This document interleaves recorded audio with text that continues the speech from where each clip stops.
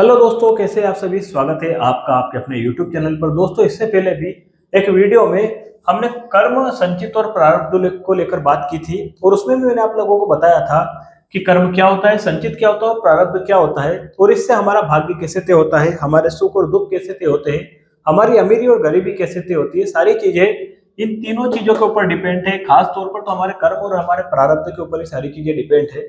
तो सबसे पहले बात करते हैं कर्म की। कर्म कितने प्रकार के होते हैं? बेसिकली कर्म तो दोस्तों दो ही प्रकार के होंगे। व्यक्ति या तो अच्छे कर्म करेगा या फिर बुरे कर्म करेगा। इसके अतिरिक्त और व्यक्ति क्या कर्म कर सकता है? आप देखिए कि कोई भी व्यक्ति क्या कर्म करेगा। कोई गौशालाएं चला रहा है, गरीबों को भोजन खिला रहा है, अनाथ बच्चों को स्कूल भेज रहा है, पढ़ा रहा है, जो भी XYZ है, तो वो सारे अच्छे कर्म है। वो बुरे कर्म है, कोई चोरी कर रहा है, डाका डाल रहा है, किसी के बारे में बुरा सोच रहा है, तो ये बुरे कर्म है। कर्म तो बेसिकली व्यक्ति दो ही प्रकार के करेगा। कर्म या तो अच्छे होंगे या फिर कर्म बुरे होंगे। अब दोस्तों, कर्म किए कैसे जाते हैं? कर्म तीन प्रकार से किए जाते हैं। एक तो मनसा, यानी कि मन से। दूसरा होता है वचना, यानी कि वचन से। और तीसरा होता है शरीरेण, यानी कि शरीर से। शरीर यानी कि यह देह, जिसमें मैं विद्यमान हूं, आप विद्यमान हो, ये हमारी देह। ये तीनों चीजों से हम कर्म करते हैं। मन से कैसा कर्म? किसी के बारे में हमने बुरा सोच लिया, मन से बुरा सोच लिया कि यार अच्छा हो, इसका तो ये काम बिगड़ जाए, बड़ा मजा आएगा, बहुत लोग इस पे हंसेंगे और मुझे बड़ा सुकून होगा। ये मन से आपने बुरा कर लिया।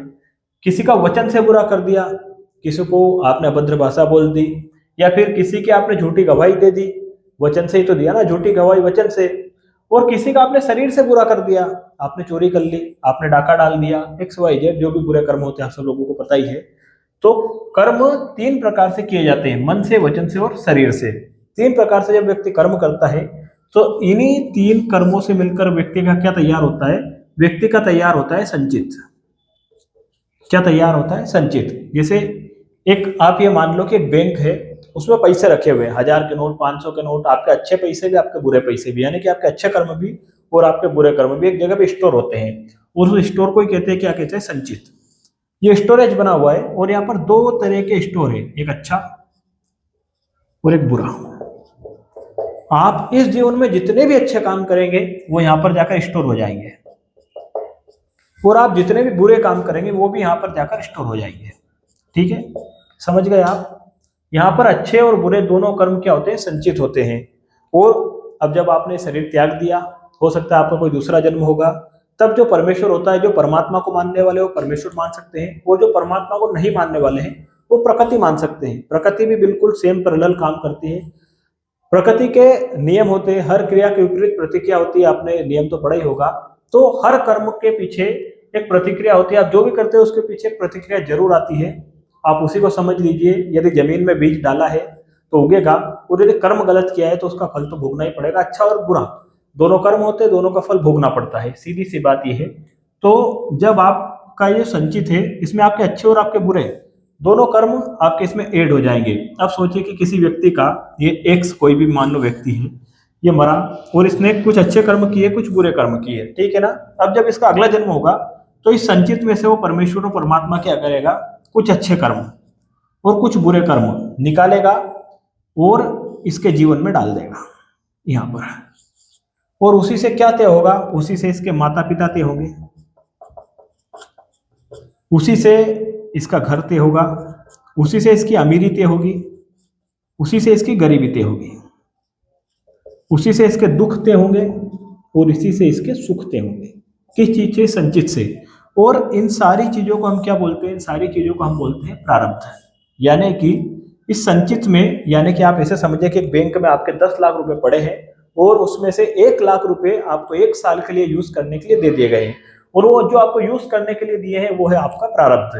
ठीक है, आपका प्रारब्ध ही ये तय करेगा कि आप क्या बनेंगे, आपका जन्म कहाँ होगा, आपके माता पिता कौन होंगे, आपका घर क्या होगा, आपका परिवार क्या होगा, आप अमीर होंगे कि गरीब होंगे, सुखी होंगे कि दुखी होंगे। तब देखिए, एक व्यक्ति ने, इस एक्स ने अच्छे कर्म भी किए, बुरे कर्म भी किए। ये एक्स को यहाँ पर उठा लाते हैं अपन।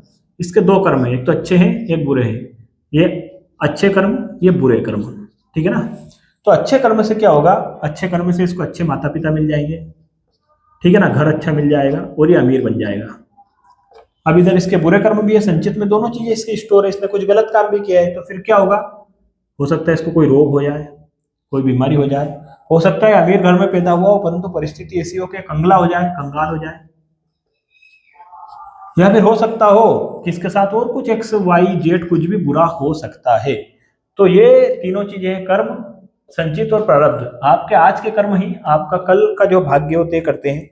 अब बहुत सारे लोग बोलते हैं कि सर जो भी होता है भगवान की मर्जी से होता है, सब कुछ भगवान के हाथ में। ऐसा बिल्कुल भी नहीं है। रामायण में एक चौपाई है कि कर्म प्रधान विश्व कर राखा, कर्म प्रधान है और सारे विश्व को अपना अपना कर्म करना पड़ेगा और कर्म के हिसाब से ही उसका है जो संचित बनेगा और फिर उसका प्रारब्ध बनेगा हर व्यक्ति का। हम यदि चाहें तो हमारा कल सुधार सकते हैं हमारे आज के कर्मों से। कर्म प्रधान है। भगवान ने हमें मन वचन और शरीर दिया है सोचने के लिए, विचार करने के लिए। अब कोई परमात्मा ने तो आकर नहीं कहा कि जाओ आप चोरी करो, चोरी करने को परमात्मा ने थोड़ी बोला है, वो तो आपके कर्म है, आप कर रहे हैं, वो कर रहे हैं तो आपका संचित में वो स्टोर होगा और आपको भुगतना पड़ेगा। आप देखिए कई सारे लोग किस तरह से पीड़ित होते हैं। वो कई सारे लोग हैं जो कुछ भी नहीं करते फिर भी मौज में है, क्योंकि उनका जो पुराने जन्म है, उनका जो संचित है, उनका जो प्रारब्ध है वो इस प्रकार से है। और अब कई लोग बोलते हैं कि परमात्मा की मर्जी के बिना तो सर पत्ता भी नहीं हिलता है, तो वो सारी गलत बातें हैं।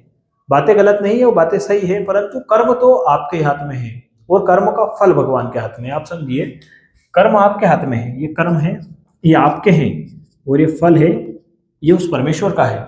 ये परमेश्वर के हाथ में है, ये आपके हाथ में है। अब आपको ये तय करना है कि आपको कैसा फल चखना है, आपको मीठा फल चखना है या फिर आपको कड़वा फल चखना है। दोस्तों तीनों चीजें मेरे हिसाब से आप लोगों को क्लियर हो गई होगी। और भी यदि आपके कुछ सवाल कर्म, संचित और प्रारब्ध को लेकर है तो आप हमें कमेंट कर सकते हैं, आपके कमेंट का जवाब दिया जाएगा। और इससे पहले वाला वीडियो जरूर देखिएगा, उसमें हमने राहुल की एक कहानी के माध्यम से बड़े अच्छे तरीके से आप लोगों को समझाया है। आज के इस छोटे से वीडियो में इतना ही। यदि आपको ये वीडियो पसंद आया हो तो आप चैनल को सब्सक्राइब कर सकते हैं। आज के इस छोटे से वीडियो में इतना ही। कल फिर मिलेंगे किसी एक और प्रेरणादायक वीडियो के साथ में, तब तक के लिए जय श्री कृष्ण।